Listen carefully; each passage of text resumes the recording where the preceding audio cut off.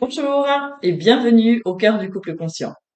Alors, dans cette nouvelle vidéo, nous allons continuer à parler des 5 profils érotiques et aujourd'hui, nous allons voir en détail le profil érotique coquin.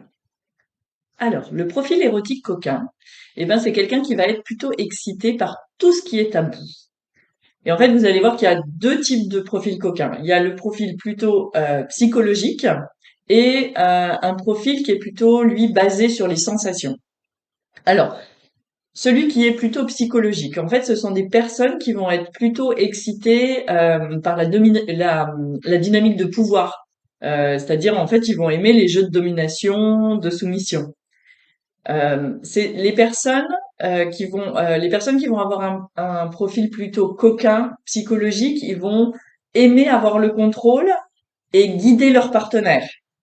Ou alors, ils vont aimer plutôt s'abandonner et se laisser complètement aller dans les mains de quelqu'un dont ils ont confiance. Et puis aussi, on peut aimer les deux, la domination et la soumission. Et les personnes qui ont un profil plutôt kinky, kinky c'est pareil que coquin, psychologique, ils auront pas forcément besoin d'être touchés pour atteindre des états orgasmiques. Alors le deuxième profil coquin, celui basé sur les sensations, en fait c'est un profil euh, qui va être excité par les éléments qui concernent davantage toutes les sensations. C'est-à-dire que ça peut aller de la fourrure douce sur la peau, mais ça peut aller aussi jusqu'à la fessée, ou alors même à une sensation d'impact très très intense. Et les personnes qui ont ce profil-là, donc plutôt kinky, basé sur les sensations, ils vont pouvoir plonger profondément dans leur plaisir grâce à l'utilisation de sensations, mais qui doivent être souvent intenses.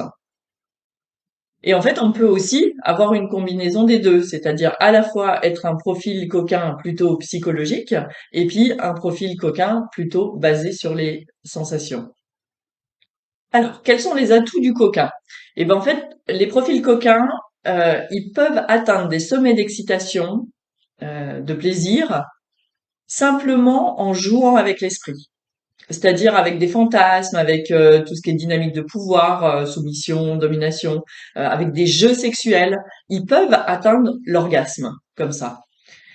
Et ils sont capables d'accéder à des états de conscience modifiés en expérimentant la soumission, les sensations intenses, le contrôle, etc. Et c'est souvent des personnes qui sont incroyablement créatives. Et les profils coquins et kinky, ils n'auront pas toujours besoin d'avoir des relations sexuelles physiques pour accéder à l'érotisme. Ils pourront le trouver de différentes manières. Par exemple du toucher, mais aussi à la stimulation mentale. Et une sensation ou une douleur intense peut devenir extrêmement agréable pour eux. Les profils coquins ou kinky, ils peuvent aussi trouver une guérison profonde en jouant dans ce registre-là de domination-soumission. Alors, quelles sont les ombres du profil coquin? Souvent, le côté obscur du profil coquin, en fait, c'est souvent lié au sentiment que ce qui l'excite, c'est tabou. Et donc, il peut se sentir honteux de ça, il peut se sentir coupable, il peut même se juger. Et ça peut vraiment l'empêcher de profiter pleinement de son plaisir. Et dans les profils coquins, comme ils ont souvent une profonde honte de leurs désirs qui sont tabous, et du coup, s'ils n'ont pas un partenaire qui les soutient ou qui les écoute, ils peuvent complètement nier leurs désirs, se déconnecter de l'autre, et puis ils vont développer du coup des problèmes d'estime d'eux-mêmes. Et en fait, une des ombres aussi des profils coquins, c'est que ils peuvent avoir à certains moments le même schéma d'action pour accéder à l'orgasme ou au plaisir. Donc, ça va être surtout difficile s'ils ont un partenaire qui aime la variété.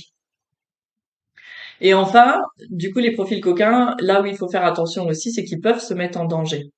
C'est-à-dire que s'ils sont pas correctement informés sur tous les aspects de sécurité, ça peut devenir dangereux. Il va y avoir aussi parfois des chutes émotionnelles et énergétiques qui vont être très fortes après une séance intense, notamment par exemple de soumission-domination. Et là, ça peut être aussi parfois intéressant d'avoir un suivi et de se faire accompagner par un professionnel.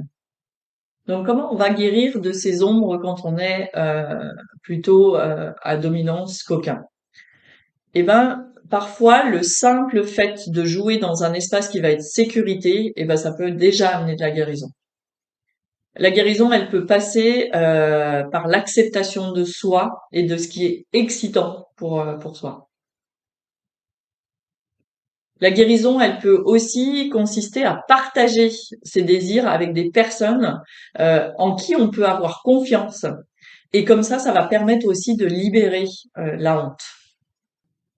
Alors, comment nourrir les besoins d'un profil coquin? Eh ben, les coquins, ils vont être activés par tout ce qui est tabou. Donc, ils aiment avoir le pouvoir ou donner le pouvoir à quelqu'un d'autre. Ils aiment procurer une sensation intense ou alors ils aiment la recevoir. Donc, jouer avec un profil coquin, c'est comme plonger dans un monde d'aventure sans fin. Et on ne sait pas ce qui va y arriver au prochain virage. Ça, c'est sûr. Les coquins ou kinky, ils peuvent aimer les gifles. Alors les gifles, ça peut être sur le visage, ça peut être les fesses, les cuisses. Ils aiment les fesser avec les mains, mais aussi avec des objets. Ils aiment qu'on les pince. Ils aiment être contraints aussi sur une partie du corps ou sur tout le corps. Ils peuvent aussi aimer la lutte consciente, la lutte érotique et tout ce qui est jeu de pouvoir avec des interdictions, par exemple interdire de bouger, interdire de parler, etc. En fait, tous les jeux de domination et de soumission en général. Et ils peuvent aussi aimer être attachés avec des menottes, avec un foulard. Bref, en gros, c'est un monde sans fin avec une créativité qui est illimitée. Alors, dans ce profil, il y a l'importance de la sécurité. C'est-à-dire que les jeux coquins, ils peuvent vraiment comporter des risques pour la sécurité physique, mais aussi psychologique. D'où l'importance en fait de poser certaines règles avant de rentrer dans un jeu de cette sorte-là.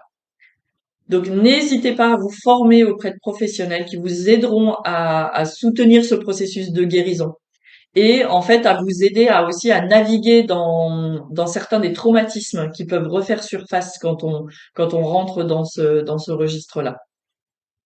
La communication, elle va être primordiale. Et du coup, on va instaurer aussi des codes de sécurité.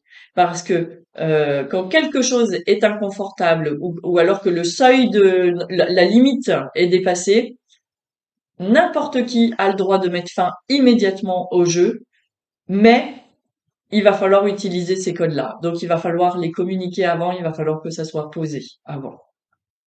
Voilà, cette vidéo est maintenant terminée, donc n'hésitez pas à me poser des questions ou à écrire des commentaires. Et je vous dis à bientôt pour une prochaine vidéo qui vous décrira, ben, du coup, en détail un autre profil érotique. Merci!